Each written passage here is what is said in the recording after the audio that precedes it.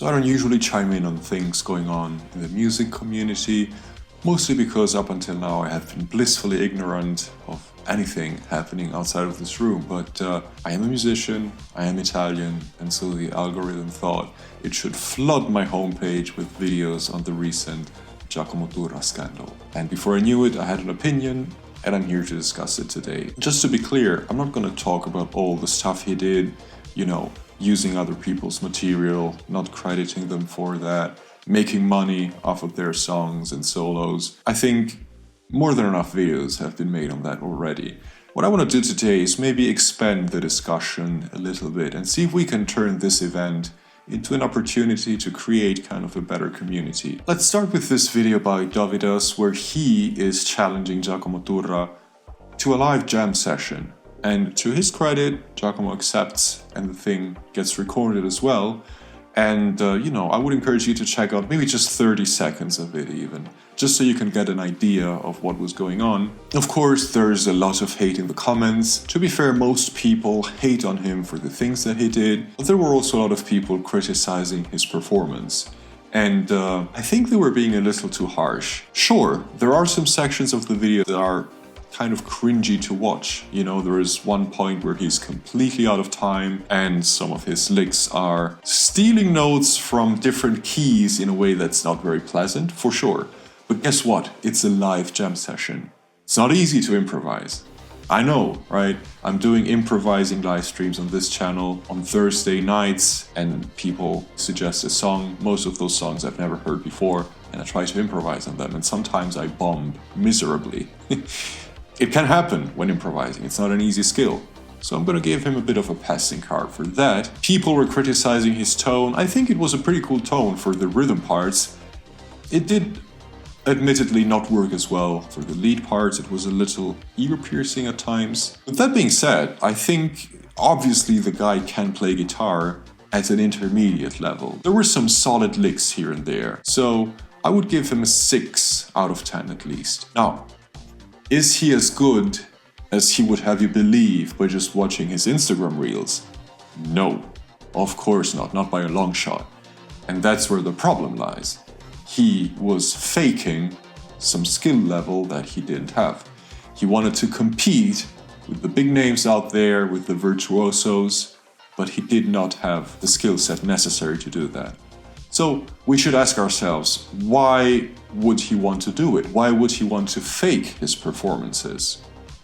And I think there are 3 reasons for that. Number 1, very simply put, because he can. You don't even have to use AI for this. Like, Beat Detective in Pro Tools has been around for 20 years, 30 years at this point?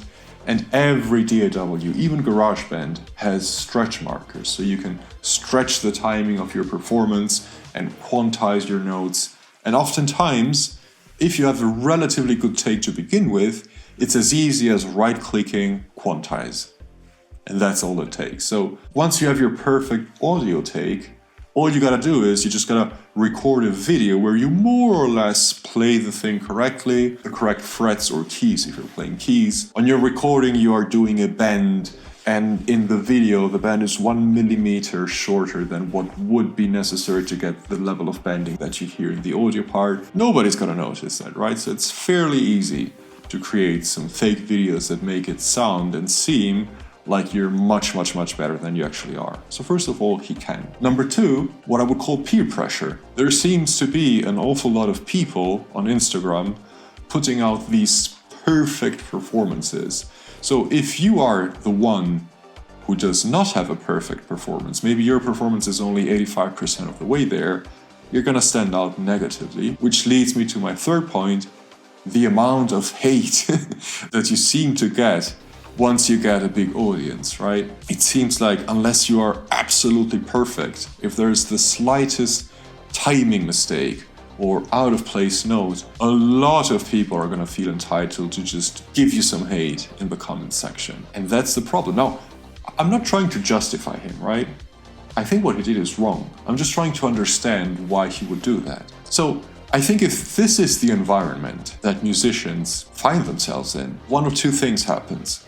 Number 1, you could have some good musicians, intermediate, advanced level musicians, who feel the pressure of being held up to such a high standard that even if they actually have the ability to put out some very solid performances, it's still not perfect. And they are afraid that if they put those recordings out there, if they put those videos out there, they will get criticized. And so they just quit. And so we miss out on some potentially very, very good music, which is just very, very sad. And number two, you're going to find some disingenuous people like Giacomo who are going to be like, you want perfection? I'll give you perfection. Fake perfection, that is. But still perfection. They have the tools to do it. It's very easy. So maybe we as the audience can start by doing our part, which is we should stop holding people to such high standards. We should be a little more polite and humane when we criticize people, which we are totally entitled to do, right? I'm not advocating for sloppy videos, right? We still want those good takes. We want every musician to put out the best they possibly could. But if that best is 85% of perfect, then that should be plenty. And if we really feel like there's something they really could have done better, we are certainly free to tell them. But there is a difference between going, hey, I enjoyed most of your video, but that arpeggio sounded a little sloppy. Maybe you could use this exercise, and maybe they could link to some guitarist forum to build up your skill on that, what's it called? Sweep picking part, right? Perfectly polite and legitimate criticism. Compare that to, oh, you suck. That other guy whose video I watched yesterday was absolutely perfect and you were not. You should stop playing guitar. You're not good at this. Go back home. So maybe if we have this kind of discussion, maybe we could really usher in an era of authentic music videos where people play to the best of their abilities without feeling the need to cheat to get this inhumane level of perfection. I like to think about it like this. The 80s, right? My favorite musical era. I just love that overproduced, glossy, polished synth pop sound. The drums are programmed in, they are perfectly on time, always punchy, very consistent. You can use arpeggiators to get perfectly timed arpeggios and melodies. But after a decade of that, people started to grow tired of that. And so come in the 90s, and if you compare the sounds of pop rock in the mid-90s, early noughties, to the sound of the 80s, it's much less perfect, right? Drums especially, it's very difficult to record live drums and make them punchy and sounding good. Most of the drum tracks in the 90s, I feel at least, this is subjective to some extent, don't sound perfect. They don't sound polished. There's ringing frequencies, sometimes there's a lot of top end missing, it sounds a little muffled. Same goes for the guitar tones, they sound very raw to me compared to that glossy, chorusy, mid pickup strat sound that was so ubiquitous in the 80s, right? But it is more authentic, it has that human touch to it. And maybe that's what we need right now. We've had enough perfect performances, perfect in air quotes. Now it's time to get back to authenticity and a human touch, I think. And this scandal could be the opportunity to do just that. But we need to do our part first as the audience, right? We need not to hold musicians to such perfect standards. And if we want to voice our criticism of them, we should do so in a polite way. Just some food for thought. Thought I'd put it out there. Next week, we're going to go back to the usual stuff: music, performances, production tutorials, live streams, all the things you've come to know and expect from this channel. So thanks for watching, and I'll see you next week. Take care.